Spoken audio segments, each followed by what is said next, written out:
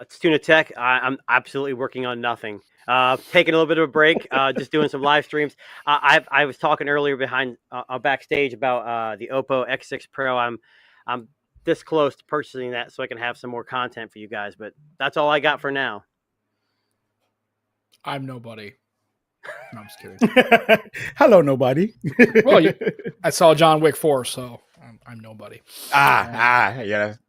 So anyway, pretty good movie. So what we're working on is on our podcast is we're going to have I think Pitar's going to come on at some point. He's going to talk about why he recently decided to vacate the YouTube space. We're going to have a good chat with him. Also, we're trying to get a couple other guests lined up for we're not streaming this Sunday because it's Easter, and I've been told by my better half that I better take a break this weekend because she's tired and she wants to take a break. So that's what we're working on the Nomad Tech project. So Sundays, 3 p.m. Just tune in if you want to live stream, or don't.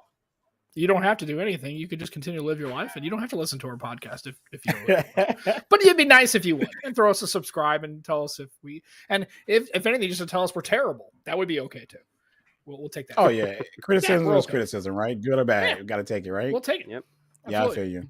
And it's crazy. I can't wait to hear what he's going to talk about, even though I kind of already had a conversation with him and stuff, because I told him that I was thinking about going down that same road of quitting the channel, and because it just feels like it's just at a dead end right now. And, a lot of people gave me advice, and I've listened to everyone's advice. People in the comments don't give me advice. They pretty much just tell me how great my channel is and I'm underrated. But then other people that have successful channels are giving me advice, and I'm trying it, and it's still not working. So and that's kind of why I took a break. It's just like kind of an uphill battle. Mm-hmm. When you got life, and then you're trying to do other stuff, and it can be overwhelming, especially when you're trying hard, like really hard, and it doesn't seem like you're getting the fruits of your labors. That's the impression I got from the stuff I read from you, at least. I didn't know about him getting out of the YouTube game. I had not heard that, so that's interesting. Yeah. It's like that, and a lot of people say you should care about what when you put in a lot, you should want a lot back. And at the time when I was doing it, I don't care, and I still kind of don't care per se. I love doing videos, and I love making it and stuff. But what I mean when I said I'm going to get out the tech space, I don't mean I'm going to stop making videos, because I still love that portion of it. But as far as me in the tech part, I think that's where I might step away from, because it just don't seem to be working. It's hard to get into it. You have so many, and then if you're not making the type of videos that everyone else is making, pretty much, it's like you don't exist. It's clickbait videos. Like I can't do that. Yes, agree. That's a good watch. So. And I think that's where I fall short, because I'm not making those type of videos, and I really don't want to. Anytime you can make a video right now and probably blow up if you say iPhone user switches to the Galaxy S23U, and boom, instantly everyone's searching for that and trying to watch it and see the reasons why. It is that easy. So when you're my man Valis, I want to bring him up because his channel was one of those channels that kind of blew up. He was a dedicated iPhone user for a long time, and he decided to switch over, and his audience grew so rapidly because they just wanted to know why he switched from the iPhone and left to the Galaxy. I think at the time it was the Galaxy S21U or 22U. It was one of them, one of those phones that he started on that just blew his channel up, and it's been rapidly growing ever since then. Has he generally stayed with Android? Yeah, he's bounced back and forth, right? And then he also now he's using both, but he went ahead and dedicated himself to the S23U and bought a iPhone mini so he can keep his Ultra watch, because he said that the watch is best for his health and everything like that, which is completely understandable. So he wants to stay kind of like in there, but he just got a cheaper phone to use the watch with, and then still use his Galaxy S21U. So pretty much that's what he's doing now, as far as what I see from his tweets and everything like that. But yeah, I mean, I enjoy tech, so I'm going to keep making videos. It might be slow here. I can't be consistent just with my schedule and my work. It's hard.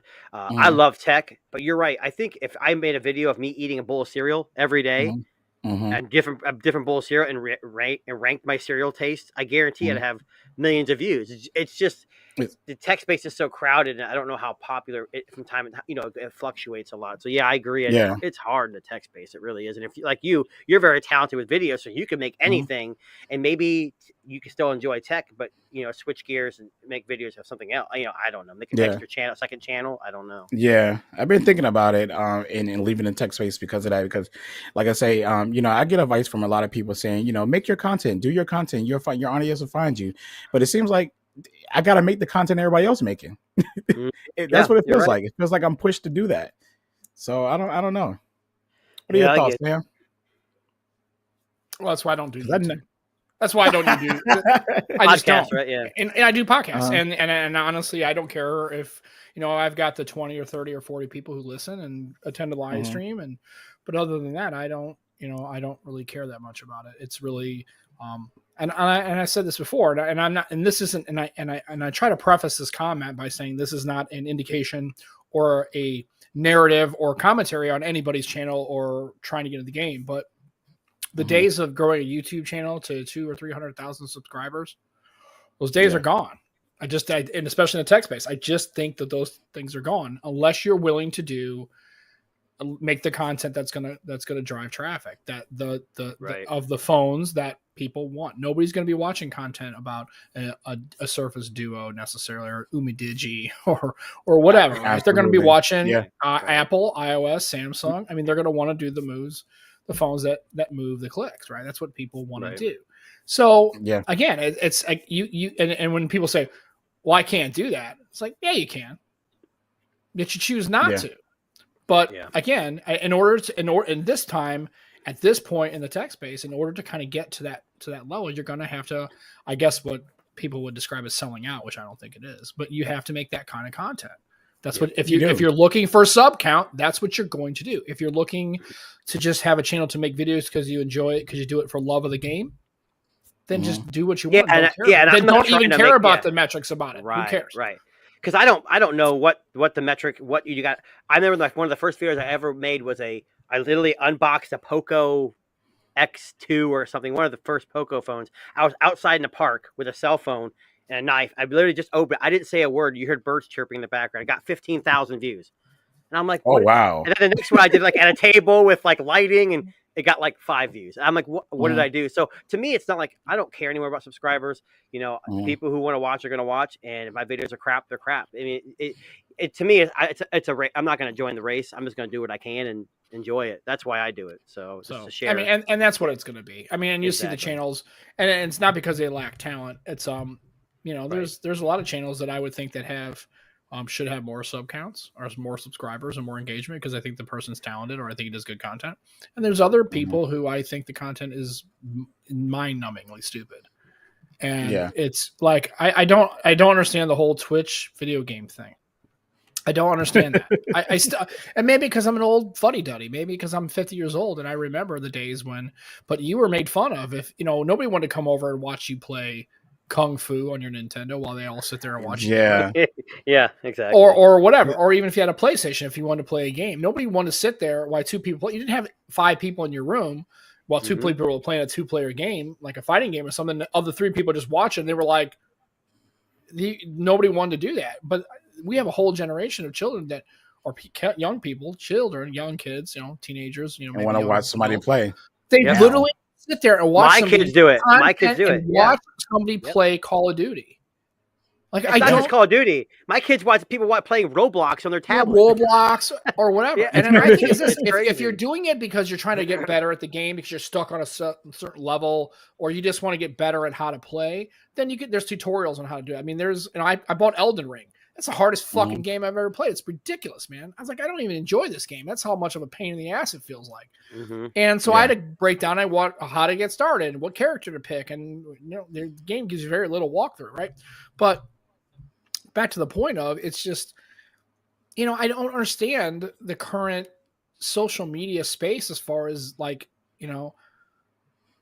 who's people, I mean, millions. People are making millions of dollars playing video games and having people watch. And I'm like, and I've listened to him, like not Mr. Beast, the Dr. Disrespect or whatever. He's kind of funny. I mean, it's, but there's people that are kind of funny, but I mean, some of these people I've watched their streams. and they're talking and they're, doing whatever, and, but they have like 10,000 people watching this. Like, you own the fucking game. You could play it yourself. And and I think be not as good as this person, right. but you can still play. It's like, I can get it if you didn't have access to they don't the even game. have to be good at the game, because my wife, she watches Dashi, and he doesn't even play the same game half of the time. He just picks the most randomest indie games ever and play them and shout and scream, and people watch it, and she loves it. And the fact that she can go to sleep on that. Right, and to me, that I would make the argument that's no longer really about the video game. It's really more about the person. About the person. It is. Right. Yeah. And so, and here's the thing: try to do that. Once you get if you want to get a Twitch channel or YouTube, whatever, and then try that and see if that's something you could do. I play video games, but I'm by myself and I'm not talking. Having a camera on me while I'm playing and having to talk and have, it's hard because no one's talking back. And if I really suck at the game, I'm like, sorry guys, I really suck at this game. I think it'd be hard. I guess what it is I think we're just to that point right now, unless there's some transformative content or something that really moves the needle. The days of the Lou Laters and the Mr. Beasts and the M. Marquez and the Mr. Who's the Boss and those days are gone. You're not going to get 5 They got in early. Even if you do all the clickbaity content and get in, you're not getting there. It's just not happening. Oh no! Oh yeah. You're not throwing their numbers at all whatsoever. But you can make a good foot into the door. You can get your foot into the door, but you're not going to be as big as them at all whatsoever. Wait, hold on. MKBHD is scared of my channel. I'll tell you right now. I'm just kidding. You're like, who is you? Who is you? And really about success a lot of times isn't just about quality or about talent. It's about timing. Mm-hmm. So, and I just think that's where we are. And I mean, it's, again, that's why I plus you have to, that especially if you're monetized and you're trying to leverage that, to make a living or whatever, then it becomes a job. And then all those things, I don't care what you do. Everybody's like, well, if you truly love something, it's never work. That's bullshit. Yeah. It's now become work because now you're trying to support your family and make a living off of this. Now you like days you want to take off or whatever. If people are subscribed to your channel, they expect that content. You have to. You now have customers that you have to deliver for, and you can't. I want to totally agree with that because at some point when I first started this YouTube thing, I literally didn't care about the subs. I really didn't care about the views. I just enjoyed making and sharing to the ones that did care to watch. Right. And after talking with a bunch of my friends who are on YouTube, some of them who actually have like semi-successful channels, they made me care more about it when I didn't even care. And I was trying to stay in that mentality of not caring because this, I do YouTube for fun. YouTube is not my business. I'm a photographer. I have my own business and I also work as well. And, I have different revenues to make money. Now, if I can make money from YouTube, fine and dandy, right? If it end up excelling like my job or, my photography, then that's even better. Then I have a third income, but the point is that this was never meant to be serious. It was just meant to be, I like making videos. One day I hope to write a movie, produce a movie, do this, do that. Let me do, production work and keep in practice by making videos and posting them on YouTube and start off there. What should I talk about? Because there's a lot of things I'm into. Because like y'all say, gaming, I could have chose gaming. I could have chose my photography. I could have chose my tech. I could have chose cooking because I do stuff like that. I could have chose drawing. I had so many different things I could have chose to do my channel around. And I decided, like, you know what? I really love talking tech. I really do. That's like, I love finding people that I can like talk about tech with all the time. So I went to Twitter, found tech people up there. I went to Google Plus, found tech people up there. And now here I am talking to you guys right here. I would have never met you if I would have never went this direction. Cause I'm pretty sure if I went cameras, probably wouldn't know you guys. But the point is that, I was trying not to get to a point of caring, but they started trying to make me care because it's like, why would you put in so much work and you're not getting anything out of it? But I was getting something out of it. The joy of somebody just watching it. That's all that matters. I love when, if I draw art and 20 people come to me like, good job. I mean, I'm pretty happy. My standards might not be as big as yours, but I was happy, so. Right. I don't know. That's why I came to the point of like, maybe I just need to give this up because now they don't put that crap in my head and it's messing me up because I'm looking at numbers now. I'm looking at views now. And I'm trying to get back to a point where I don't care, but they just kind of mess me up with this because. And that's why I said, just do what you want to do. Don't worry about the views. I mean, you got to care. I mean, like Sam said, once you get to a certain point, you're going to have customers. You got to appease them, or so because that's what brings in the money. You got sponsors and all that stuff. But right now, if I mean, I don't know how big. I'm probably tiny compared to most people. I don't care. I mean, I enjoy it. People want to watch. That makes me feel good. If I have 8 people that watch a video, hey, 8's better than 0. I'm not looking at 3 million views. If it happens, it happens. And like Sam said, it's all about timing. Like I can make a video of an unboxing in the park and make it 15,000 views, and do the same thing a week later and get 1. It's just about who, what, where, when, and how. And that's, to me, it's just getting out, just taking the time. That's the biggest thing for me. I'm busy. Like you said, we have jobs, we have family lives. We come back and I just want to do it. And it seems like you don't want to rush through it, but sometimes you have to. And I don't disagree with Tuna. But I think it's because of the way that the platform is set up, because it has a subscriber count. I think it is extremely difficult, if not, I would argue probably impossible, to completely 100% not care about a sub count or views or engagement. Like, I'm not saying you should or whatever. But, for sure. But I mean, the fact that he even knows how many videos watches that video got 15, at 15,000. If you really didn't care, you really wouldn't know that metric. So I think you have to. It's a feedback. It's like it's just you have to. Well, it was one of my first videos. I think that's why it sticks out to me. But I get what you're saying. How would I know that? It's just impossible to, because of the way it is. You're doing it. You're putting it on a platform. Because if you really were doing it just for yourself, you go stand in your backyard and do a video. A local camera and just stand out there and do it, right? Because it's not about getting like the mass of views. It's just about people just viewing it. You know what I'm saying? Right. So it's not about caring about how many people are viewing it so your channel can grow. It's just literally about people just viewing it. Yeah. If I make a piece of art and I sometimes I want to share it to somebody, right? Because I mean, think about us. All day long, we will go out with our family, our wives, our children, whatever. We take pictures, and 90% of the time, we might post a few pictures on the internet to share it on our social media. We just want to share it and just let people see it. You don't really care about the mass number of people that watch it or see it, but you will look at the number of like, okay, somebody's seen it. That's it. And that satisfaction may be enough for some people. And then some people know. Some people are trying to make YouTube into a business and grow it and want the views. But some people just like sharing stuff. I think about a lot of the people who just started just with that mindset of just sharing, and then it grew to something else. It's the possibilities are endless, and maybe Marquez, prime example, how he just loved reviewing tech, and he started with his channel so small, never seen himself growing as big as he is now, but it became something totally different. And therefore now he has no choice but to look at the numbers and everything else and blah, blah, blah, because now it's money. He can walk away. Yeah, I mean, we know at this point he can probably retire and walk away. Most of the people who are at that kind of level could literally walk away, and they have enough money and everything. They could just walk away. Man, he could start a food eating channel and still put up some numbers. Oh yeah, well, because at this point, it's because the name. Yeah, right? It's got a follow. It's a brand. Well, it's a brand, and it's a name, and that's what it is. And that's what it is. And so, again, and that's why I always tell people, especially, and I really appreciate that you kind of use the art analogy, because I think that's what it is, right? It's creating, right? Creating anything, right? I will always tell people, this is what my uncle told me one time. He goes, how many pieces of art do you think are created across the world in a year? Like in a museum, let's say, think of all the artists you could possibly think of. Think of like, can you name 20? And I said, I don't know, maybe. He's like, right. Do you know how many people have been creating art for the last 15 years?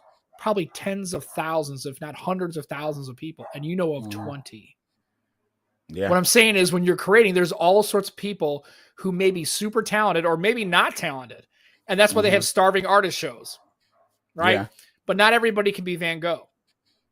Right. That's true. Not everybody can be Beethoven. Not everybody can be Mozart. I mean, you have to be, in order to get to that level, there can only be so many transcendent, transformative, dynamic creators and artists. It's like it just YouTube. Can't be. How Not many everybody's videos going to uploaded? get 10,000 subs because if they did, then that becomes, it's what happens is, it becomes talent, right?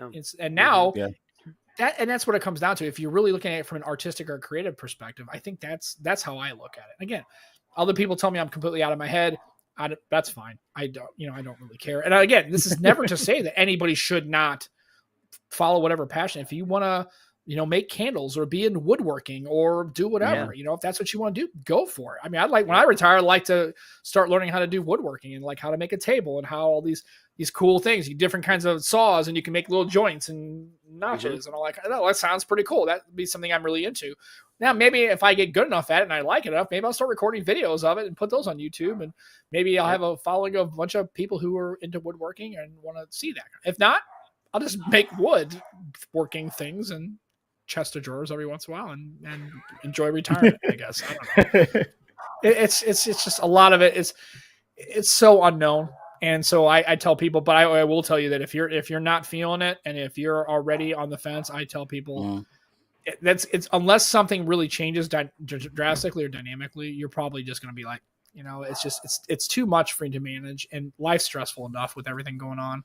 It's hard to make that all work successfully. Right. Yeah. I feel like as long as you try, it's fine. Everyone's not going to be successful with everything. And it's just what it is, like you said, there's millions of artists out here. There's millions of ball players, basketball players, football players, got great talent, but some of them would never, ever see the light, Right. And that's just the reality of it. So it's all good. But I know some people, they just want to put their foot in the door and just be part of that, whatever it is, but you'll just never be the Knicks, Michael Bay movie director or the Knicks Leonardo or like Beethoven and all the stuff like that, or Michael Jackson for that matter. Right. So but put yourself out there, like Sam, doing a podcast. But, I can't wait to see what Pitar says tomorrow. But we're not gonna have him on. Are you gonna talk to him tomorrow? Like I said, we haven't.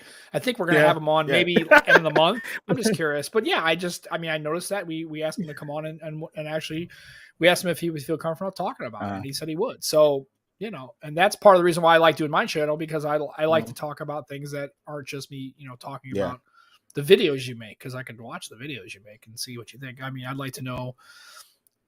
I like to get more into depth and that, not personal, but try to talk more about what's behind the creator, not necessarily the content, because anybody can watch that and get a good idea how they feel about something. Oh yeah. Yeah. And the thing is about the tech space, and this is the last thing I'm going to talk about it, is that, like you said earlier, normally when you're in this tech space and you're trying to grow your channel, you almost literally have to keep up with everything. And your pockets might not be that deep to do that. If a new phone come out, you need to get it because you need to put a video out to get the views. Another phone come out, you need to pit that against that phone and against that phone and against that phone. This is what the typical tech YouTubers are doing exactly when these phones come out. They pin phones against each other, camera comparisons, video comparisons. Should you switch? Should you buy this? Or I switch from iPhone to this phone, or I'm switching from Android to this phone. And these are all the same pretty much titles that you see all day long. And I literally don't make these titles, but I'm going to be honest with you.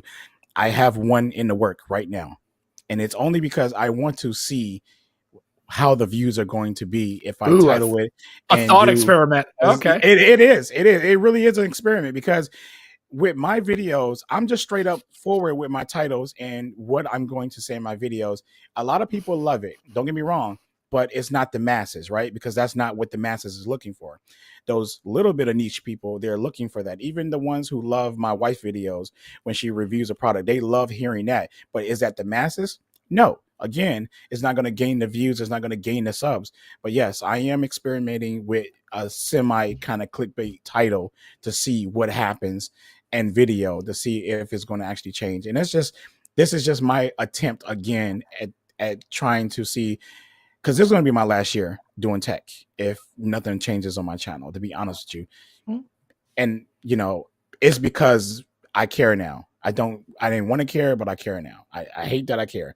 So I'm gonna revise, start all over, and start a channel that I feel more comfortable doing, and just go from there. So, or even might do podcasts like you guys, actually, because I like this better. I'm gonna be honest with you. Yeah, I can, and the beauty is, and everybody gets mad at me because sometimes we'll talk about a topic. I'm like, I don't know anything about what you're talking about, and then they'll say, oh really? Well, you're not much of a tech enthusiast. So what? No, but I have a fucking life. I got to do other shit. I'm also, I have to work full time, and I have other things to do, and and some things just don't interest me. So I just don't feel like I really want to be that, and also I'm not going to sit here and snowball it, right? If I don't know the subject or I haven't studied up on it, or I don't have a lot of context, I'm not going to comment on it. Just and because I'm not going to, just like, I got nothing. If you want to talk about it, y'all can just go talk about it. It's fine. And that's the thing about me. I'm not interested in like everything that everyone is interested in. I'm interested in everything that I purchase, and that's what I talk about. Yeah. So again, I always tell people, do what you want to do. But I mean, at the end of the day, that's why I decided we're just going to stick to the podcast. And I don't try to do like anything super extra. I don't try to, but it's funny because whenever anybody asks, and I say, I just tell them I got a podcast, and they look at me like I'm crazy. And I said, no, I fucking swear to God, you can look it up right now. Watch this. And I show people, and they're like, oh, really? That's cool. I go, not really. You can do this. I mean, you can do it. I mean, it's just, it takes, a little bit. You need a podcast thing, and you can just, record it on your hand phone. It's taking that first step, putting yourself out there. That's the biggest step. And once you do it, it's kind of like pulling the Band-Aid off, at least for me it was. And I let people come on and I take feedback. I've had people tell me they think I'm terrible, and I've had people think I'm a really good interviewer. I think they're both full of shit. I don't think I'm terrible, and I don't think I'm a really good interviewer. I think I'm kind of in the middle. Some days I have pretty good shows. Some days I look at it and I go, this is terrible. Right. But again, it's all good. I mean, at the end of the day, I'm not going to stress out about it. And so I just kind of keep it in that box. And if the channel grows, that's cool. And if it doesn't, and I don't get a lot of subs on my podcast and maybe 80 listens a month. Look, man, this is how I look at it, man. Somebody enjoys it, right? That's what matters, man. That's what somebody enjoys. I hope so. That's what they say, at least. So I don't think they're just placating my ego. I really think they actually every time you do your podcast, there's somebody in there listening to you. So that's what matters, And all the guests come on, and they always give me feedback that they really enjoyed the show. They thought it was a good conversation. They like to come on, and they're honest. I mean, I've had guests like Issa does tech, and I've had Jason Lewis, and I actually had Super Saf and John Rettinger on our old show. Yeah, see? I was like, this is insanity, right? I mean, it's like, and they were very nice. And then it was like, I can't believe that they came on this show has like 12 fucking followers, right? Or whatever. They're like, I'm here talking to Super Saf. He was very gracious. And he's like, yeah, I really had a good time. I really enjoyed this. And I don't think he was just saying it. I really, truly believe he was being sincere. He's like, I had a good time. So that's all. And honestly, if it's just a vehicle for me to talk to some of my favorite people, whether it be content creators or whatever, and they like to come on, we have a good chat and they find it to be cathartic. Like Josh Vergara thought it was hilarious because he could say the F word. He thought it was hilarious. He said, I can just say fuck. I go, yeah, nobody's listening to this. That's the beauty of having a podcast that nobody listens to. You can pretty much say whatever you want and nobody cares, right? Yeah. But here's the thing though. There is a little bit of a back end of that, right? There's a double-edged sword with having somebody like John Rettinger on. Realize that he's not going to come on there and let it rip because he does have a brand and an image he has to protect. Right. He's not going to come on my show and say something off the wall and kind of whacked out because then all of a sudden, well, for me, it would be pretty awesome because they'd be like, hey, he was on this podcast. And everybody's going to want to listen to it. I'll say, I got 7,000 subscribers. Like, yeah. But what I'm saying, though, is but those are the kind of conversations. Everyone's like, would you like to have MKBH HD on your show? And I part of me says yes. The other says no. Because what is he going to really want to talk to me about? And is he really going to be the kind of person where I want to have real human beings on my show talking about real human being stuff? Like, is Marquez going to want to talk about his favorite pizza joint? Maybe, maybe not. Is he really? Who knows? But I can tell you one thing: he's not going to say anything that's going to make his brand look shitty and so that means he's coming to the conversation preloaded and already guarded. I don't want that.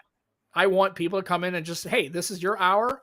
Let it fly. If you say something's bullshit, let it happen. If you see a trend that you're not feeling, or if you have a beef, or if you just generally want to complain about something, or you just want to talk about stuff, right? Whatever you want to talk about. This is I don't call it safe space because I just find that term to be off-putting. Safe space is when you're off the space. Right. This is just basically it's basically that's why we have no format, just free range, whatever you want. It's whatever you want to talk about. And I'm not I don't feel like an interviewer because I'm like, hi, first time listener, long time listener, first time caller. This is Larry from. I don't know, man. You might want to throw that voice on when you do it. Yeah, I like that. Radio talk. Stop playing around. Hi, welcome to the podcast. Look, let's big hour 5 o'clock. There you go. There you go. The No Bad Tech Project. Ding dong ding. All right, so let's get to this quick subject real quick about this S23U. I guess this is where Sam's going to step out because he still carries that Windows phone that he need to throw out the window. Windows.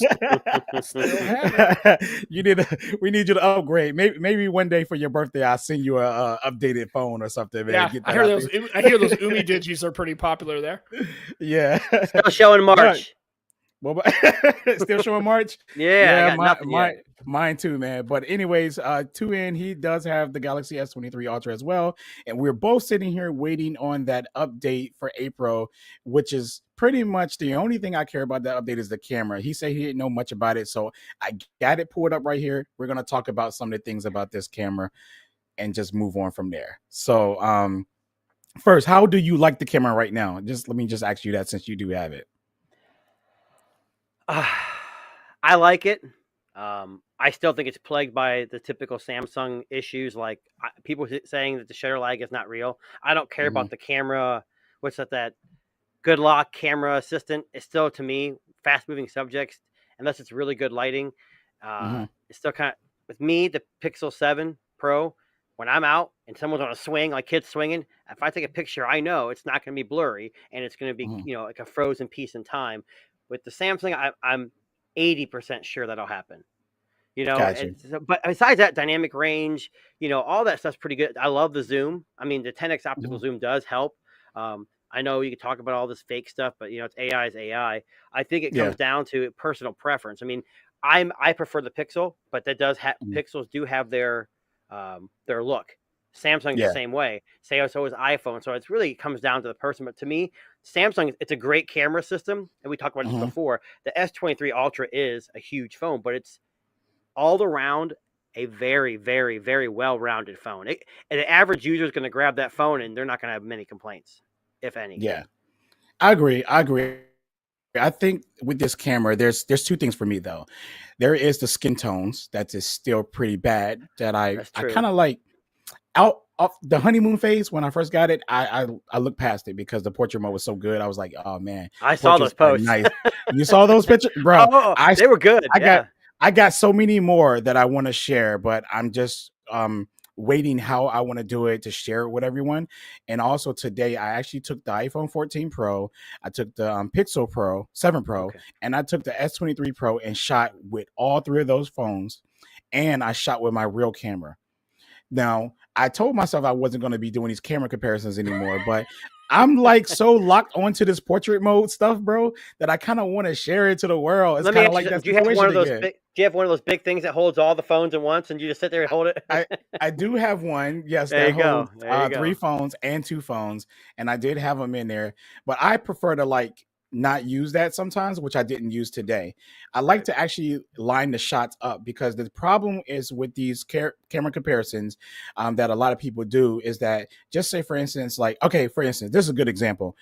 My 1x portrait mode on my Pixel, well, there's really no 1x portrait mode on the Pixel. It is, but it's not, right? Because you could be any distance, right? No matter what. You don't really have to, it don't tell you that, the step forward or step back. You can just really kind of shoot it at any distance. And if you wanted to go 3x, it kind of zooms in, but you can still move back and forth. Okay.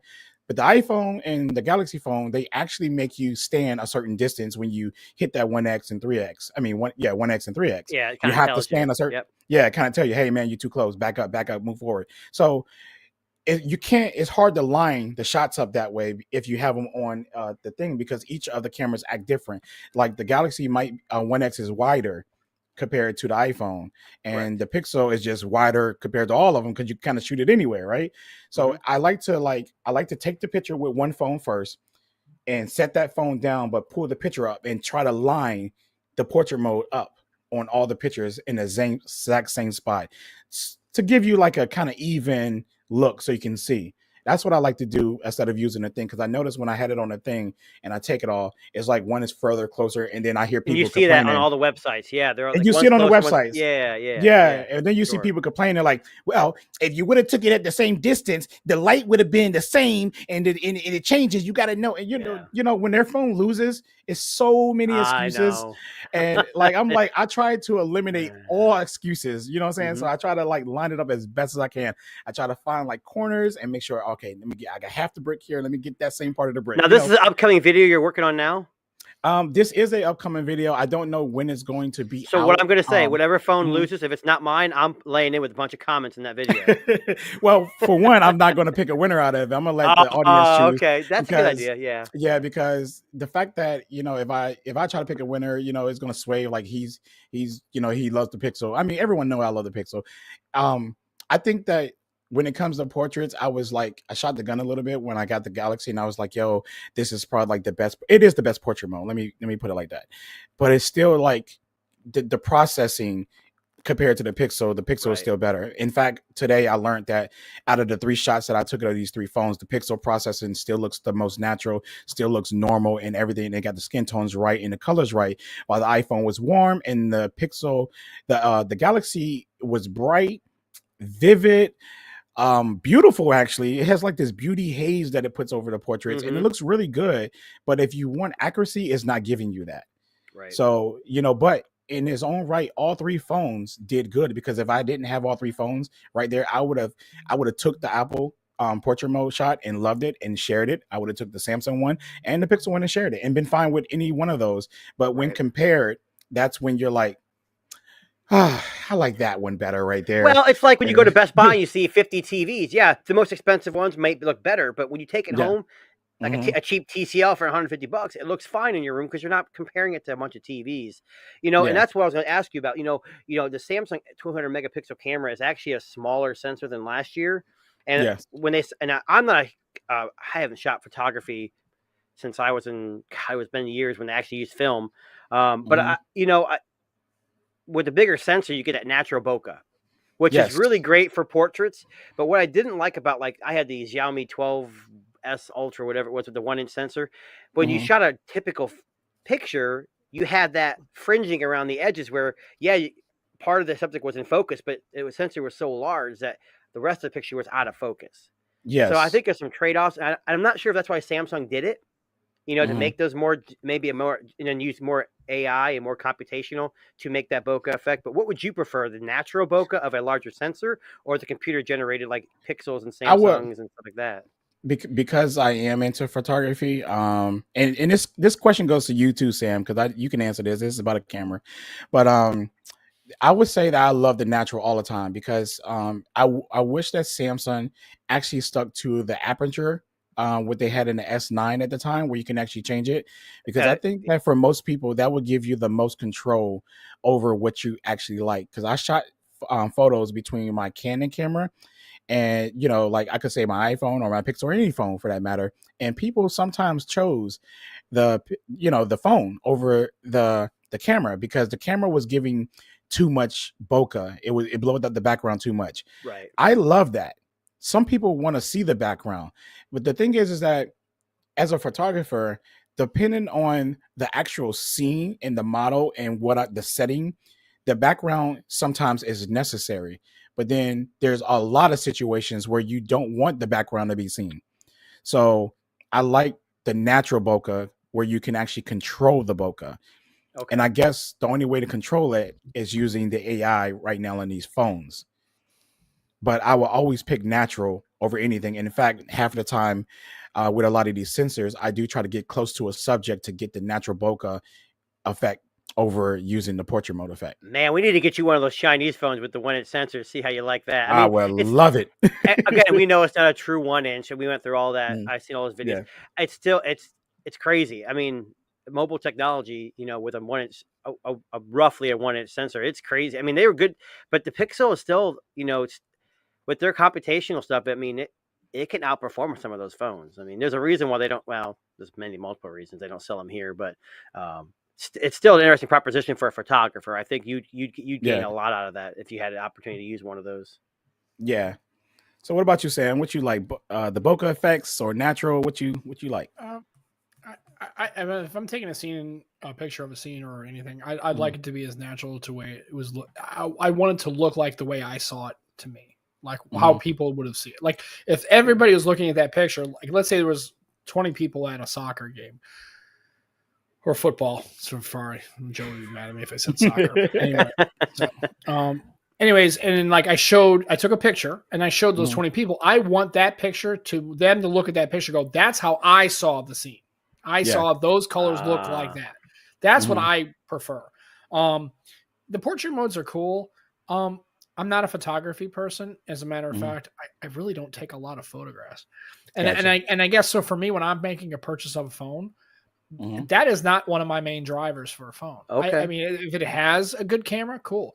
But I mean, I had a BlackBerry Key 2. I've had a Surface Duo. Clearly, photography is not something that moves the needle because those are potato cameras, right? Absolutely. I still have my Lumia 1520, which probably would take bigger pictures than this damn Duo, right? But and so for me, I just I understand that maybe it's the generational thing, but holy shit, do people take that many pictures all fucking they day do. long? Yes, they do. They do. Okay, that's fine. I mean, I can understand you would take that, Delavan, because you're a photographer. But a regular person who's going day to day, I mean, my kids are grown, so maybe that's why I'm not going. Be honest with you, which is crazy that you say that. I think an average person takes more pictures than me, literally, because when every picture that I try to take, it's always got to be like creative. It's brain thinking, right? Creative. Yes. And everyone else, they just snap. They just. And this is for Johan because haters gonna hate. Yeah, Johan. Throw that out the window. Throw it out the window. When I shot with film, it's all in the good fun. I love. I'm with Delvon. I would take my not DSLR, my SLR, and I would go out and I would have to think without digital, digital you can delete it and take another picture. With film, you can't do that. But I used to go out and had to think about what do I want to shoot, because I was in an art class and I was trying to make the best picture. With most people now, I told you I was on a field trip as a chaperone with a bunch of 10 and 11-year-olds. And I swear to God, everyone was, had their phone in front of them, taking pictures, selfie, and pictures of everything. I have kids. I take pictures of my kids here and there. But you're right. The average person probably shoots more than a photographer, but a photographer is taking different kinds of pictures. Hopefully, they're thinking about it. They're editing afterwards. They're adding and not adding. Yes, and that makes a big difference. Where it does. And then if y'all notice, y'all see my Twitter channel. Y'all see my Twitter. Anytime there's a picture that I post, even if it's slightly to share something, y'all don't know how much work I go through to get the lighting right, get the color right, and everything like that, just to post it on Twitter to be like, hey, look what came in the mail today. And it's never literally. I know. I rarely use any of these phones to do it. I would take my camera right here. I would set that picture up before I got to go to work. Take it. And then go to work and then edit it on my Mac or something like that when I get to the job. And then that's when I share it. Average person, click in the restaurant, edit on the phone, share it. Or sometimes don't even do that. I'm extended with it. I'd be so extra with everything. My wife says it a lot. One time we went to Dairy Queen. I don't know if y'all seen my Dairy Queen post. And I had no choice but to use my phone at the time because she was a little irritated. I pulled over. I said, babe, I'm about to pull over, right? She said, what? I said, I'm about to pull over so we can get out the car so I can take a picture.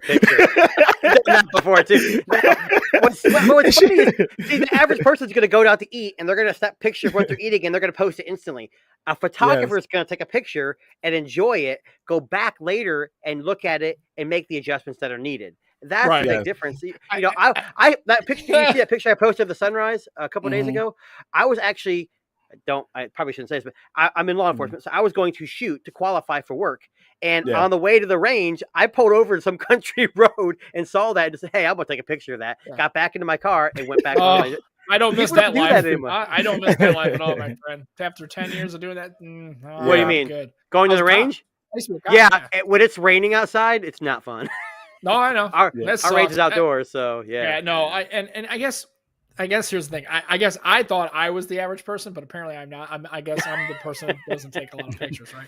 And so anyway, I always harken back to George Carlin's bit about 1 hour photo finishing. This is again, I remember for those of you who are younger who don't understand that this was a thing, when you were a kid, when I was a kid, you didn't have pictures right away. You had to take them, and they would take like 2 or 3 days. They had to process them, right? If you had 35 millimeter, right? Then you had those zip marts, or the photo mart. It was like a 1 hour. You drive up, and it was this little booth. Yes. It was this little shack in the middle of a parking lot in front of a Hy-Vee or something, and they would do it 1 hour photo fishing. That was the big deal, and people fucking flipped out. They're like, and he's like, folks, it's 1 hour photo finishing. You just saw the fucking thing. How can you be nostalgic about something that happened a little while ago? I mean, really? Yeah. I mean, so it's, and that's, I guess, what it is.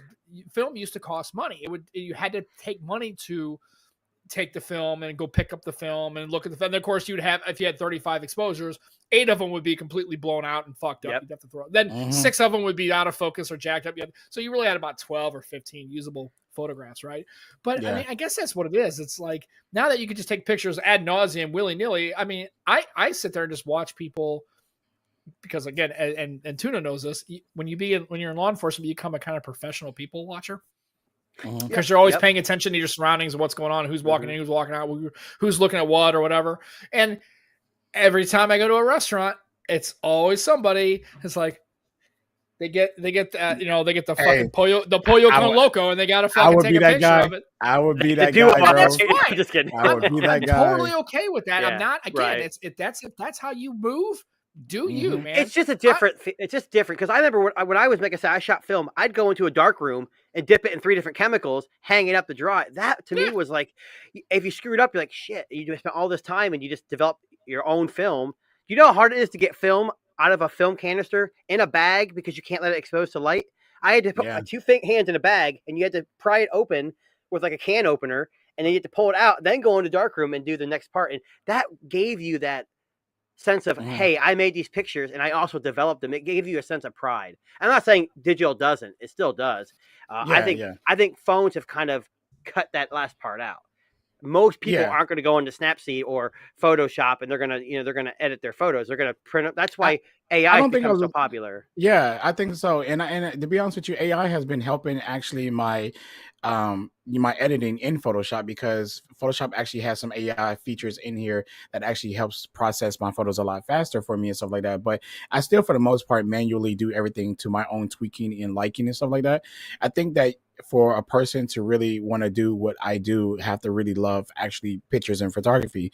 That's going to take that time to do that. The average customer or average user just want to take a good picture and, especially women, I look cute, and then post it, and that's it. They don't want to do anything extra. I mean, that's what they do. You take the selfies.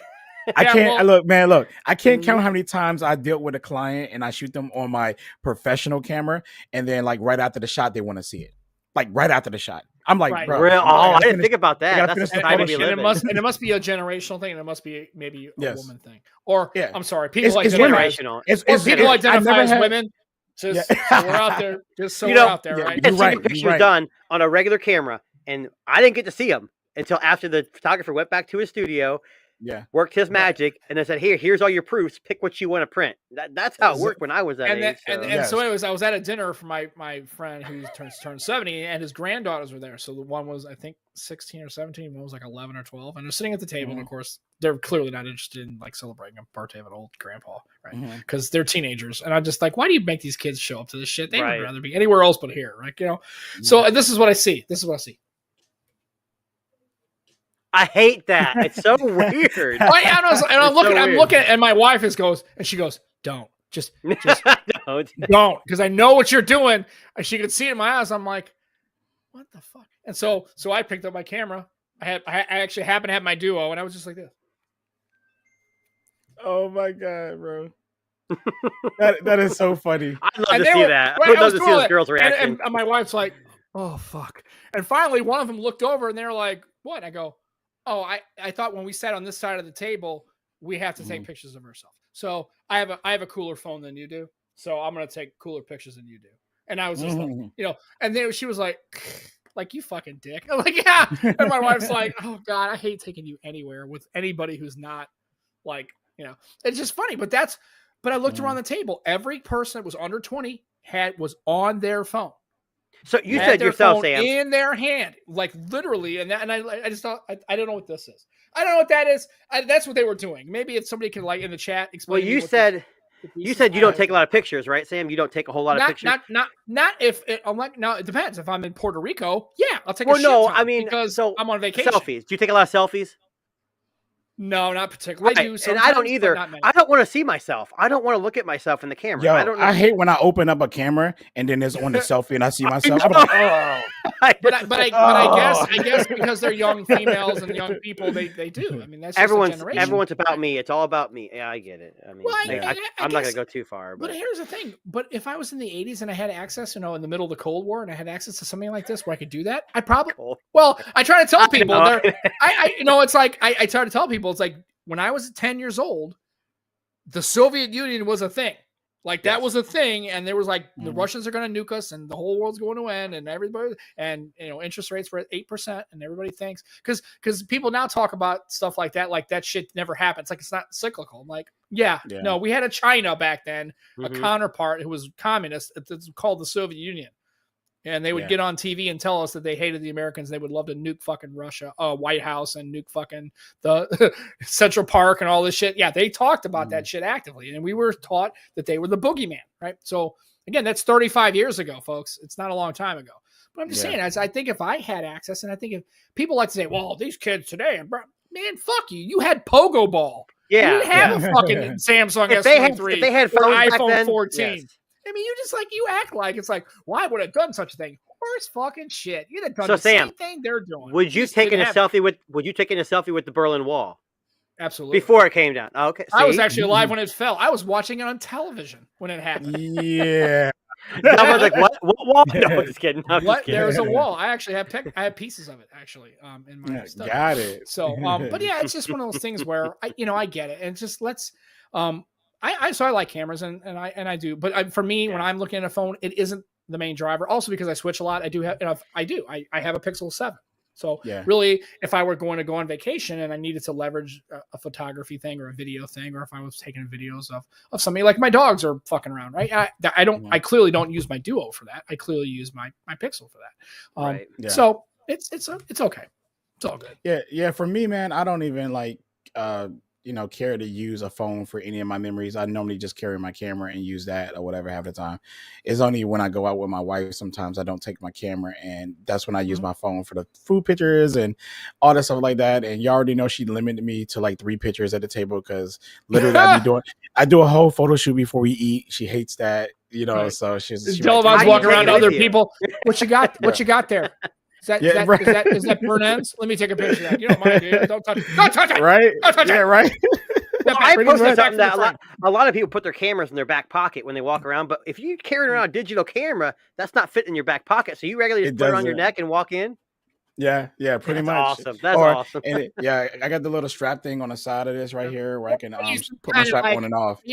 Are you like some kind of like news person? Are you news person? You get a press badge. Make up a press badge when you walk in, like you're somewhere. Yeah, facts.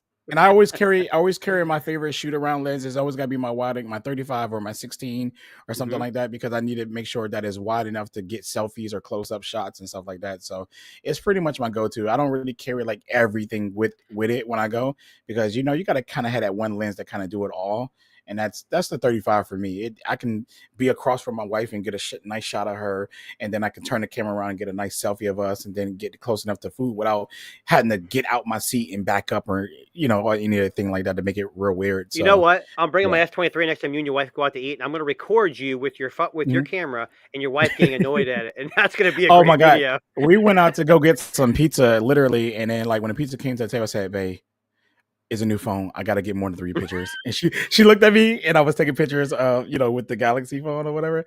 And she slid in the seat and just went to the side like this and was like, she was I do the same thing with my wife. Like, hey, I had to bring my phone with me. Could you take some pictures of the kids? I'm like, well, this is a new phone. I want to try some different angles and some different lenses, the different, zoom. And she's like, just take a damn picture. I'm like, I can't just take a regular picture. Gotta try all this. I can't. I was switching the lenses. Me along. This guy will take a. Give me the fucking goddamn picture. Oh yeah. There you go. Are you done? Is that you too? Yeah. Is that they look like you? Fine. Here you go. So I didn't do it. That's my 35 that I like carrying. He said my lens was thick, but that's my 35. Love it. Boy.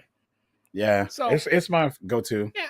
Again, like I said, and that's why I'm the kind of person who's willing to buy a Surface Duo because clearly, I'm looking for a different kind of form factor for my workflow, and I'm okay with, doing that kind of thing. So it's cool. Hey, like I'm looking for a Duo 2 again. I want a Duo 2 again. So if you find one, I know they're rare. See, I don't. And here's the thing. I thought about this, and I've had a Duo 2.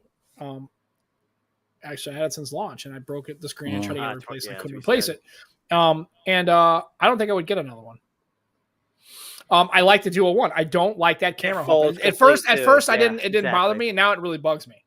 It really does bother me because I think the camera was that much better. That's why I liked it. It really wasn't a bad camera. They did some software updates like they usually do. Yeah. And I think that made a big difference. But like you said, the camera's not important to you as much as maybe for me.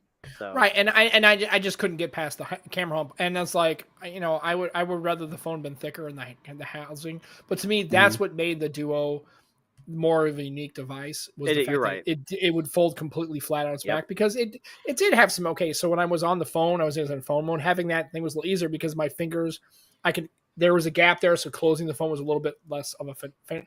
But I never really have a problem with that. And I'm using this. I just like the fact that it goes. I didn't realize when I went back and got the old Duo because I didn't want to spend $785 or $800 on the Duo 2. When I went back to OG Duo, I was like, yeah, I'm back to 855. I'm back to no NFC. I'm back to this potato camera, and this is it still has some software glitches and stuff, but I don't like the camera hump anymore. I don't think I could get a Duo 2. Now, if I could get a Duo 2 for like $350 like I did for this. That's exactly what I was looking for. Right. If you're talking $600, $800 still, no, I just not. And I'm just not going to do it. I'd rather just stick with my original OG Duo, and it's been fine. It's been fine for me. It still sucks as a phone. I still have phone call issues with it every once in a while. It just doesn't. NFC, and then the Bluetooth's a little, but it's whatever. And so that's why if I were going on a trip, I would bring my Duo and I would have my Pixel as my video taking device if I were doing that. But I don't know. At the time, I'll just go to places and my wife's like, and she doesn't even take pictures. I'm like, it didn't occur to me. I was so in the moment of just enjoying the zoo or enjoying. It just didn't occur to me to sit here and this is not a photo opportunity for me. It just wasn't. I mean, that's just how I am. And if I'm in a place that I want to take a picture, then I will. But it's not very often. I mean, I just don't. Yeah. It's fine. So I want to touch up on this kind of real quick because my man John said that as many things he want to do and get into in future careers, photography has been one of them. And he said he already have experience in Photoshop. So I'm going to tell you, bro, go get a camera. It don't matter what camera, just go get a camera, get a 50mm lens and just start shooting because it's going to be uphill from there. Because once you start seeing the art and stuff that you can create from it, you're going to be blown away and you're never going to want to go back to a cell phone because that's where I'm at now. Literally, it's hard. And, a lot of people compare that the phones are comparable to the actual cameras. And I'm going to say that if you need something quick on the go that's going to do all the processing on the go, yes, a phone will probably be, the best thing for that. But if you really want quality and you want control and you want everything and, lighting and really artistic stuff, you would probably want to go with a real camera because the amount of work that you have to do on a phone to get the proper, lighting and make sure that the noise isn't there and everything else is way too much versus just hitting the button. I mean, the button versus right. Worse hitting the button and letting the processing do it. And then you just share it.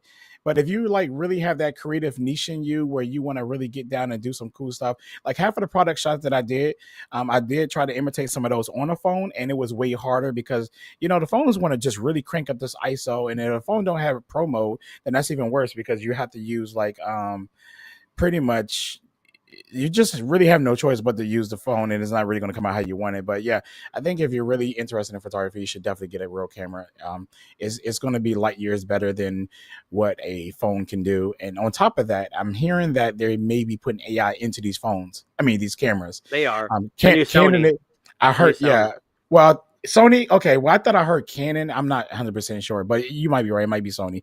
But that's going to be crazy because if the cameras can imitate what the phones actually do, it's going to be lights out for the phones when it comes to photography. It's going to just push them further ahead. And I'll be honest with you, if you think about it, the auto mode on the cameras right now kind of already do that. Yeah. You know, I don't. Here's what I will say, mode. though. I think it's one thing you're missing, though. And I'm not trying to blow you. Everything you said was perfect. You're the photographer, not me. But I know one thing I learned by picking up an SLR or DSLRs, learning f-stops, ISOs, learning aperture, because all that stuff is something that the normal person, that's where they use a phone. They don't have to think about that stuff. Yes. They don't use pro mode. So I think learning that stuff, then when you do get a phone that has a pro mode, you can go in there and you can change those things and make it look a little bit different. It's been years since I've done that stuff, but that was one of the big things when I went out to shoot something. I'm like, hey, I know I can change the aperture and this to this and get a better picture I want, because there was no post editing with film. You had to do your best. But I think with digital, it's the same thing. You want to learn those things to. I don't know. That's my opinion. I think learning those. You're absolutely right. You're absolutely right. I think that the average person should kind of learn those common things in photography and lighting, which would make better pictures. But then the ones that do not just really, really care, that's where the AI kicks in at. And that's why I say that if the DSLRs or the mirrorless cameras are getting AI built into it, then they will eliminate the need of phone, because you don't have to learn it. Right. And, and think about it. A lot of us tech enthusiasts, right? To be honest with you, all of us up there should be learning about a little bit about photography, because they're the ones that complain about it the most. They're the ones that want to see the camera comparisons the most.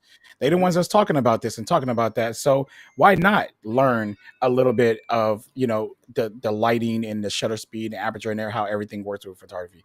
Not this guy. I'm not the one complaining about the GanCam camera comparison. I don't give a shit. No, I'm just kidding. I tell you, if you really want to do it on a smartphone and you still want to learn, because you can get a pro mode and learn those features, I would suggest Juan's book. Juan Carlos Bagnell is Take Better Photos, right. Smart Port. I've had that book for years, and I'm telling you, if you're a person that just and doesn't, and you can actually use that to do, it doesn't have to be for a smartphone, but he talks about any camera, white balance and f-stops and moving up and exposures, and he talks about those concepts, and that really isn't just specific to a smartphone. That just is leveraged on a smartphone. Oh, you can still learn, and it's a great book for somebody. If you learn that on.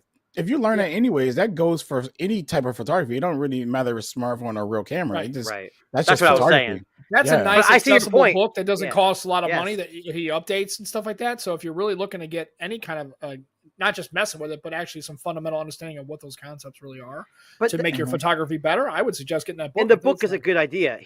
Sam is exactly right, because Delvin, you made a good point. If we use the new Canon, Sony, whatever, it's got AI, we're missing the point of how to use those manual.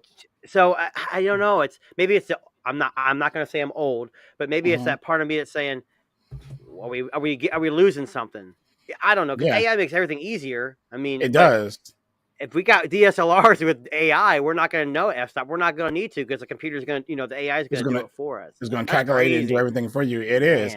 And I feel like learning it could be important, because the AI is not good in every situation. Sometimes the AI processing, and you all took pictures before you took a picture of a subject, then you took it again and it processed it differently. I've seen white balance be completely thrown off by my Pixel or by my iPhone or my Galaxy phone easily, based off the condition. But if you had an actual camera, then you could dial in all of that stuff yourself manually. So, like I say, it's not for everyone. And I understand that. I'm not sitting here trying to say everyone who has a cell phone need to learn this stuff. But I feel like if you feel like you have a little bit of camera enthusiast in you, then it's important that I feel like you should learn this, you know what I'm saying? Because there's going to be people like my mom who completely do not care. But then there's other people who will take a picture, they look at it and they don't like it, it's off. Then I feel like those are the people that need to learn a little bit more, because, my mom would snap something and call it a day. And I'm like, Mom, I know you is not about to show that ugly picture. I grab her phone and I take it myself, and then I give it back. I'm like, all right, send this one. Or something like that, but my mom don't care. My stepdad, my mom, my dad, my stepmom, none of them. Nobody cares. Like it's non-existing to them. And like I said, I get that everyone's not, but we're really kind of talking about these tech enthusiasts. We're going to target them. We're not targeting the average consumer. We're targeting the people that we have conversations with all day long. They need to, they should learn it, because they're the ones talking about it. They love the camera comparisons and also like that. So, and I started doing my comparisons because I started actually stopped doing them, and I wasn't doing them in auto mode at first. I was just actually taking the camera, shooting in manual mode, if I can, or doing my own processing, because I feel like you do not know how well a camera is until you shoot in RAW. Literally, your camera is not at its peak until you shoot at the camera's peak. And auto mode is not the camera's peak, and that's even for cell phones too as well. Well, I guess in a sense, peak is, computational photography for cell phones, but they're dabbing into the raw area now. So as of right now, the only phone I would say peak would be the iPhone that I've used that has peak raw files, and they're worth shooting the raw files over auto mode any day, at least for me. Oh, and here you go. You can do this, right? Smart for here's your. Have you seen the raw mode on a Duo though? No, I'm just playing. No, and then here's the thing though. But if you get a Duo, but here's what's nice. You get a Duo. You read the book. Yes, that's what I was gonna say. That's so cool. Yeah, I get it. Oh yeah. Oh yeah. The fold is similar, but nothing like that. Here's what I love. This is cool. So watch. So if I grab it from this bottom corner, right? If I page, it'll page from the bottom, right? But if I grab from this top, watch this. Ooh, that's sick. And I'll tell you, if you're a Kindle user, a book reader, yeah, please do yourself a favor. Get this device, and I'm telling you, I've had people who are like my avid readers, and they were like, "Holy shit, that's the coolest!" It makes the sound too, doesn't it, of the page turning? It'll go. Yeah, it's so cool. I'm telling you, but it's just nice because you can just sit here, and this is Juan's book, by the way. But it's kind of nice. I mean, it's for the first one, the first Duo is cheap enough now that it's like what, $250, $275. Yeah, I mean, you can get one. It's not a bad deal. No big deal. Yeah. So I'm just saying, but yeah, I think you're right. If you're going to be an enthusiast, if you're going to be an enthusiast, you should learn about the tools of your craft. You can't be good at something if you don't know how to do the basics of it. And to me, f-stops and ISOs and white balance and all the shutter speeds, those are the basics of photography, and you have to learn those. You have to conceptualize those and know those. It's the fundamentals of anything you want to do. If you want to be a good baseball player or a good, whatever, you have to learn the fundamentals of the game. You just have to, and that's in order to really call yourself an enthusiast or really get the most enjoyment out of what you do. And the best thing about that leads you into video as well, because those three things work in video the same way, which is pretty cool. So, you could kind of learn both at the same time, but it's a few other things that play differently in video. But yeah, for the most part, I think so. I think it's important that people learn how to use their camera, especially enthusiasts, and learn the basics and stuff like that. And we complain about, like, it's amazing how I get on Twitter and we talk about Camera Pro RAW. Then I had some people shoot in RAW, and then they like, why my pictures looking like so dull and not lifelike and stuff. And they had no clue what RAW files were. They just knew that everyone on the internet was using it, but they don't even understand that you have to edit a RAW file and stuff like that, Yeah, so, the RAW looks terrible. What's wrong with it? What's got to be edited? That's the whole point. Especially when Samsung dropped Pro RAW. Everyone's like, because Samsung has in their Pro RAW, which is weird to me. I don't even know why they do it. They actually give you a JPEG as well as a RAW if you turn that on. Like, why would you want to shoot RAW? Yeah. Why would you want to shoot RAW and have both turned on? You might as well just put that in a regular camera. It's because they know you really don't really want to use RAW. Like, there you go. Yeah, we know you're gonna want to get there, so we're just gonna give it to you because it doesn't cost us shit. But really, are you sure? Are you sure, bro? Are you sure? Because we can give you a fake moon. You don't have to do it yourself. Oh yeah. And plus, so it's kind of funny how they give you that. But I'll tell you this much, man. Can we please get this camera UI? Can we please get this? Oh yeah, that's tough. Oh my god, the Lumia. When that's you want to tough. use it, you just kind of take it and you kind of slide it out, and bam, all your settings are right here.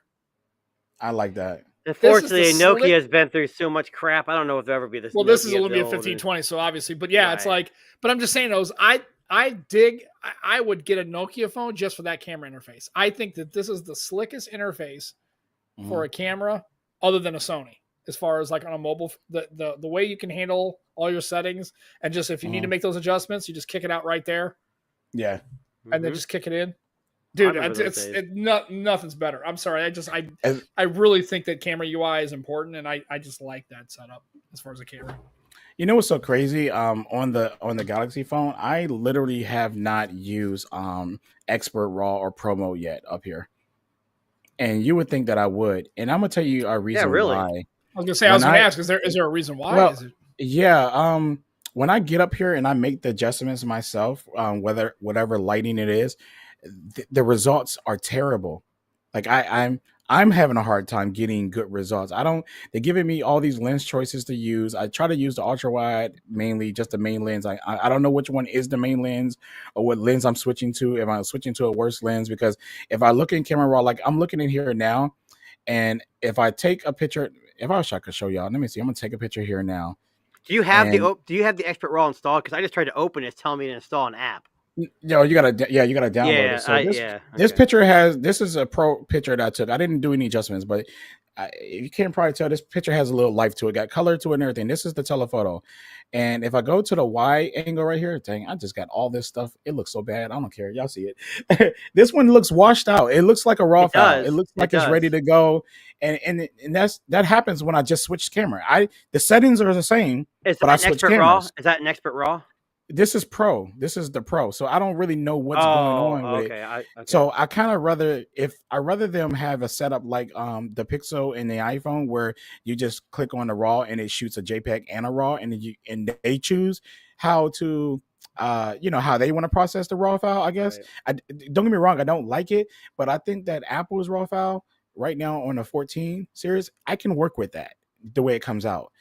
The one that comes out the Pixel, I could actually work with that too, but the ones that are coming out of here is really hard to deal with. But I'm gonna play around with it more, because, like I say, the more you zoom and change these lenses, it's changing, and it shouldn't do that. It should be exactly what it is. But Samsung got some kind of Does that come down to a hardware thing or a software thing? I don't know. I would assume it's a little bit of both, but I want to say it's a little bit of both. But I really think that it's the software just changing inside the camera, because it's supposed to give me the same results if I'm using the same lens. Because if I'm shooting with my 35 millimeter, right? I mean 35 millimeter. If I'm shooting with my 35 or my 50 millimeter, yeah, you're right. My 35 and my 50 millimeter, and I have the camera set to the same exact settings. The image doesn't change. The focal length only changes.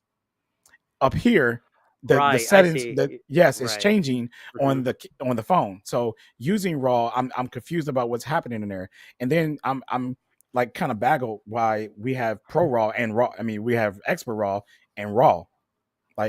Pro. Yeah, mode. Yeah. I'm saying just Pro and Expert RAW. I don't know what the difference is. I'm confused. Did you just say baggled?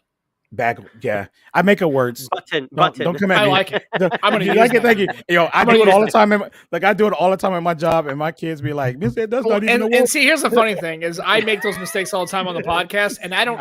And I've always made a rule: I don't edit anything. Yeah, I don't. I mean, I had a whole episode. We had Gigi on. We had Gimme on. I had an entire episode where I call her by the wrong fucking name. The entire 50 minutes. Oh, damn. Oh, yeah. And you would think you're gonna. And my wife's gonna post that. I said, absolutely, I'm gonna post that. That makes me look like a moron. And she's like, well, look, you may be making up words, but your background, you're like a floating head. Like you got the lighting just right on your face. It's kind of cool. It really is. He's got a little skull cap on. It's a very classic, good, contrasty, identifiable. Yeah, it's like the camera housing on an iPhone. We made it that way so it's an iPhone. When you look at it, that other iPhone people can go. So Galvan Digital is a lifestyle brand now. I'm putting it together. You smell what he's cooking? I'm just like we talked about everyone else branding themselves. Yes, I decided to do that. As you can see, I'm going. Mine's Tuna Tech. Nobody's branded themselves with tuna. Yes. No one's doing it. So I'm good. I'm never going to be a lifestyle brand. It's got a little bit of a condom tip kind of vibe to it. But I'm not going to say anything negative about it. Hey, I can make it worse. It can be worse. It can be worse. It's ribbed for her pleasure, apparently. Yeah, it's definitely ribbed for her pleasure. Just saying. So it's. But yeah, man. I think it's important to brand myself, only because my name can fit in any category. The thing is, if I decide to stop tech, I can do digital photography. I could do digital art. I could do anything else. You know what I'm saying? Crosses, I just brand genres, my stuff as my name. Yep. Yeah, exactly. So it could fit other places and stuff like that. So I don't have to stick to this tech if I decide to give it. I know a lot of people don't want me to give it up, and I'm going to try my best not to. Any advice that anybody give me this year, I'm going to take everyone's advice, like literally everyone's advice. Only thing I'm not going to do is spend money on getting advice. I'm not going to do that. I'm not going to throw money in this getting advice. I was going to say professional therapy. It's hard. Money, so I guess don't do that. I just don't have and here's the only thing I would tell you about advice. Mm-hmm. It's great to listen to other people's feedback, but here's the thing. they never have to live the choice. Oh, absolutely. They never have the consequence of that decision. It's like, well, you should do this and you should do that. But yeah, they don't have to live the consequence of the fail of the if you choose that path of approach, they don't have to live the fallout of the consequence of that choice. Right. You have to. Yeah. So I always tell people, I said, I don't get so bogged down in taking too much feedback, because I think you get into a feedback loop with things.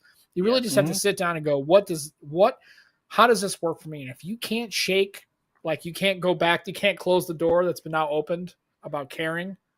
If you can't shut that door and make it work for you, if that's going to nag you, it's going to bug you until you're willing to walk away from that, or just walk away from it altogether, because it's never going to just subside. It's either you're going to say this is a deal breaker, or I can't do this anymore. If you're smart, into something else. If you're smart, you always take the feedback that you know that you can do. You don't take it all. But like what I mean by that, I'm taking it all is that I'm going to have an open ear to everybody's suggestions, and if I feel like it fits the plan of what I'm doing, then I will. And that goes back to what I was saying in the first, what we were talking about, where you either do what everyone else is doing to get the views, or you don't. And that's kind of like one of those situations, whatever, because I had people come to me about my thumbnails and stuff like that. As you can see, my thumbnails is changing with my big old head up there now. I always thought that was whack. I wanted to, like, in my thumbnails, I always did some crazy cool lighting photography type thing. But if people are not clicking on that, they want to see somebody big noggin and talking about with their mouth wide open, like, I know, it's weird. I messed up. I messed up. I was wrong. I switched. I know. Hey, perfect, right there. Yeah. I saw the light. I'm a doofus. Yeah. I was wrong, and I. But you said I don't feel like buying every device. Now, I will say that is ridiculous, especially just to get views. I do buy a lot of devices, but it's not for my channel, because before I was even on YouTube, I was buying multiple phones. I like changing phones and messing with different phones. And after a couple of weeks, you're like, oh, these phones are all the same. Basically, they do all the same thing. It's just different how you get there. But yeah, I think the way you're going at it is different. Like you're putting thought into your videos. It's not just, hey, here's a new device, I'm switching back, or what we talked about. It's not clickbait. It's, hey, here's what my wife thinks, or hey, I went down the street and talked to 3 random people and what they thought about this phone. And that's the kind of stuff I think it differentiates people. Yeah, I mean, a lot of people just do the standard stuff, and I'm not saying I'm not guilty of that, but I just think if you have the talent, do it. Yeah. And if it's not for you, switch gears or do podcasts. Live stream is very easy. I know I talked about Scott Peach. I don't know if you guys ever watched Technically Speaking. He used to do every Wednesday night live stream with him and his buddy. And he stopped making videos, and he was just doing live streams for a long time, because he said it's easy. It's less stressful. I get to talk tech still. People want to listen. So do you. I mean, podcast, whatever. Yeah. I mean, that's what it might boil down to it. And I'm not really going to change the formula of what I do as far as how I tackle my videos, because I feel like, to be honest with you, I am outside of that same. If you want something different in the tech space, then my channel would be that channel to come to. But it's about me trying to find that audience that's looking for me, because they can't find me because I'm buried under the algorithm. Maybe, I don't know. People say stop blaming the algorithm, but I mean, we all got to recognize that it's there, right? Yep. We can't just sit there and act like it's not there, even if it's not fully the algorithm, and it could be like my content, because you got to blame yourself too as well, right? At some point. But I never really had anybody tell me that my content was bad. And in fact, most people give me the word, your content is underrated. Why don't you have more subs? If anything. So, the quality, the content, and everything there. I even had at one point when I first came in the game, people was like, yo, your videos are long. I like what you're saying, but they're long. I cut them jinx down quick. They're down to like 6 minutes up to 12 minutes at max and stuff like that. And I listened. I took that. Unless you're flossy, you ain't making 1 hour videos. Apparently Floss got it. He can do it and get away with it. But the fact is that I wasn't even trying to, I wasn't trying to be like him. I wasn't trying to really make them long, but I wasn't even trying to do reviews. I wanted it to be a podcast. So if you decide to watch the video or just listen in the background, I just wanted to, because I like listening to podcasts in the background. I love it. So I'm like, maybe there's other people who just want to hear somebody just talk for 20 minutes or 30 minutes. Because normally when I'm listening to a podcast and it's good, I'll click on the next one because I'm cooking, I'm doing something, and I want to hear more. So, I guess maybe it just didn't work out. So I cut them down and started doing kind of like reviews, aka experience videos. Because like you say, I only buy the devices that I use. So basically, I know why there's a I get these metrics on our podcast that shows that somebody's listening for like 8.5 minutes and then clicking off. It must be Delavon because he said, "Oh, if it's really good, I'm listening. If it's not, like fuck this. Who the fuck this guy? Click. This guy's terrible. Why do they even let this guy have a channel? It's because I can do it for free and nobody can stop." Right? But, there is a cheat to YouTube. There is no algorithm. Mm-hmm. You have to be Neo and part of the Matrix, and you see. If you can see it all, then you can make. That's what MKBHD. He's not real. He just saw the Matrix, and he's in. You know. I will tell you, I saw John Wick. I don't know if you have seen the new John Wick. Yeah, I haven't seen it. Okay, so I'm not going to give any spoilers or anything. I'm just telling you, it's very clear that there are a few scenes in that movie that make references to another Lawrence Fishburne, Keanu Reeves movie. Yeah. Why really? God, how it's just I'm watching the movie and I'm like, huh. The way this cinematography is set up, this reminds me of a different movie that they were both in. Let's just put it that way. I heard it was really good. You talking about The Matrix? If you're a John Wick fan, it's a good movie. Yeah. Let's put it that way. You're talking about John Wick. Oh yeah, I'm talking about John Wick. John Wick 4. Similar. I just saw the last John Wick. So I will tell you, I didn't like it as much as the first two. I didn't dislike it, but there were scenes. Okay, I guess I need to find out. So the suit that he's wearing, I know it's Kevlar. The Kevlar, yeah. Right? Is it also impact proof? Look, I know where you're getting at. I seen the movie. I know because there's some of these scenes I'm like, we can't talk about it. To me what the fuck is happening because that did not happen. He got. You know what? Let's hit do this. By a car. Sam. Let's do this, Sam. Let's set up another stream another day and let's talk about the ridiculous things in movies and let's put that John Wick at the top of the list. Because what do you mean? Fast and Furious? Everything is crazy. Come on. Here's the thing. Yes, and I'm exactly. gonna. Here's a hot take. I've never watched one of those movies ever in my life. Zero. I have no interest in that movie. What movie was that? I'm sorry.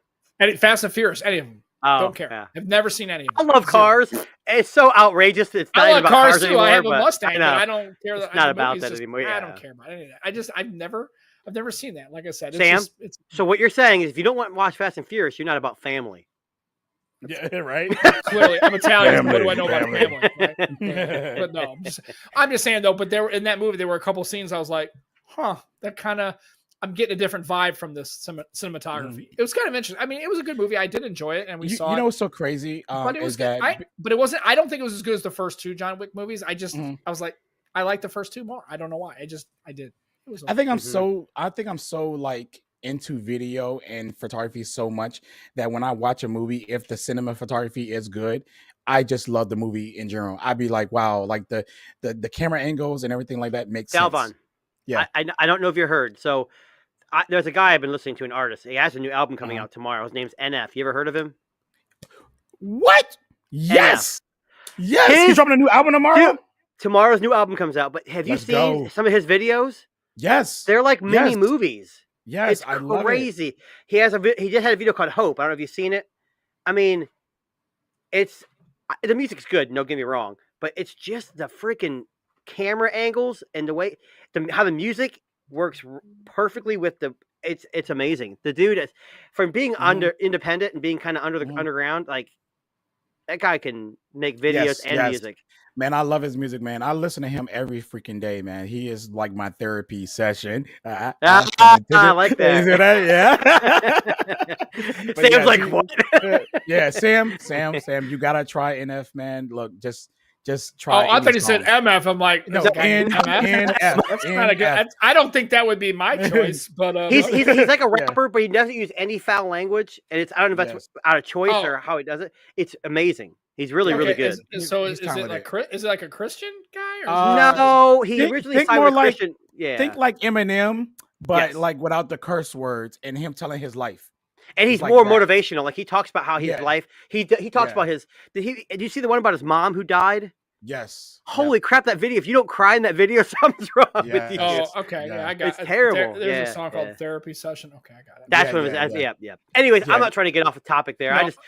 Videography wise, his videos are, at least the newer ones, are fantastic. Like the one with the motto, like he had every fan he could think of come to this video shoot and just be part of it, like as an extra. it's just the way that he shoots his videos, and it makes it like a movie. And it's all his albums kind of flow into a story. I don't know. I'll get off that now. Sorry. Definitely. That's cool. I mean, I'll check them out. I don't. It's like The Office. Cool. I could do a live stream talking about The Office every day. I mean, I watch that show every day too. So, but I'm not going to do that. So. Yeah, definitely. Definitely. Well, look, I know we've been in here for a while. I got to cook me some spaghetti and stuff like that. So I do have a video. Anyone who's watching this stream, I got a video coming out tomorrow about the Galaxy S23U. Like I told you, I will be covering the device, and as transparent as I can be, I'm not going to switch from the Pixel to that phone, but I am going to be using that phone for the next 6 months until at least the new Pixel come out. Just want to be a little bit transparent. A lot of these people want to make videos about switching and all that stuff like that. I just want to be clear, but I am enjoying the phone. I have 2 lines, so I can use the Pixel and the Galaxy phone just fine together, and I don't have to have one over the other because I live that type of life. I want to tell you, right? I signed up for Mint Mobile, so I'm getting a SIM in the Mint. Nice, there you go. I'm gonna check it out. I don't know. I mean, T-Mobile has never been really great. I live in a rural area, so it's kind of been. It's better now. It's better now, so I'm gonna give it a shot. And also, so I get the SIM coming. I'm just gonna switch, and I'm gonna test it out for the family because I'm trying to break off the AT&T family. As Sean would say, the plantation. I'm trying to get off the plantation from AT&T. But yeah, I'm gonna check it out, and I might even do a video about it. Or talk about it on my podcast and really talk about my experience. Because I signed up for the basic 4 gig plan because I don't use a lot of data when I'm not at home.